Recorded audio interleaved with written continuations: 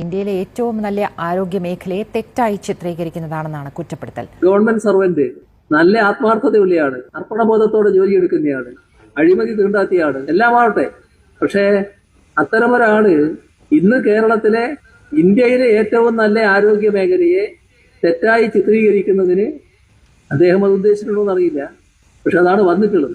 ആരോഗ്യരംഗത്ത് ഇന്ത്യയിൽ ഒന്നാമതെന്നും അവകാശപ്പെടുന്നു. ആരോഗ്യമന്ത്രിക്കെതിരെ അതിരൂക്ഷ വിമർശനം ഉയരുമ്പോഴാണ് അല്ല CMA എന്താ നിങ്ങൾ കാണിക്കണേ? എയർപോർട്ടിൽ പോയാൽ എനിക്ക് സമയമായി. എയർപോർട്ടിലേക്ക് എന്തിനാ പോണ്? ഞാൻ അമേരിക്കക്ക് ചികിത്സക്ക് പോവാണ്. ഇവിടെ എന്തോ അലക്കിയുള്ളത് വണ്ടിയെടുക്കടാ. അതല്ല CMA, നിങ്ങളല്ലേ പറഞ്ഞ കേരളത്തിൽ ഇന്ത്യയിലൊക്കെ ആധുനിക ചികിത്സയാണ്.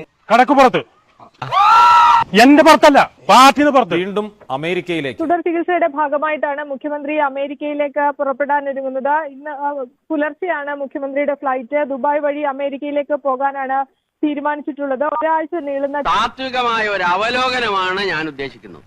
ഒന്ന്, വിഘടനവാദികളും പ്രതിക്രിയാവാദികളും പ്രഥമദൃഷ്ട്യ അകൽച്ചയിലായിരുന്നെങ്കിലും അവർക്കിടയിലുള്ള അന്തർധാര സജീവമായിരുന്നു എന്ന് വേണം കരുതാൻ.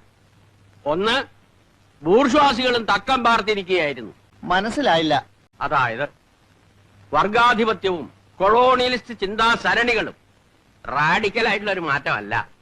ഇപ്പൊ മനസ്സിലായി. ലളിതമായിട്ടൊക്കെ പറഞ്ഞാൽ എന്താ ഈ പ്രതിക്രിയാവാദകവും കൊളോണിയലിസവും എന്നൊക്കെ പറഞ്ഞ് വെറുതെ കൺഫ്യൂഷൻ ഉണ്ടാക്കുന്നതിന്? സ്റ്റഡി ക്ലാസ്സിലൊന്നും കൃത്യമായി വരാത്തതുകൊണ്ടാണ് നിനക്കൊന്നും മനസ്സിലാവാത്തത്. കോട്ടപ്പള്ളിക്ക് മനസ്സിലായോ?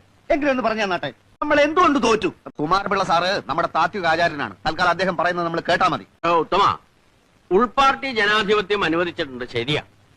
നമ്മളെല്ലാവരും ഒരുമിച്ചിരുന്ന് ദിനേശ് വേടി വലിക്കുന്നതും അതുകൊണ്ടാണ്. എന്ന് വെച്ച് പാർട്ടിയിലെ ബുദ്ധിജീവികളെ ചോദ്യം ചെയ്യരുത്. മനസ്സിലായോ?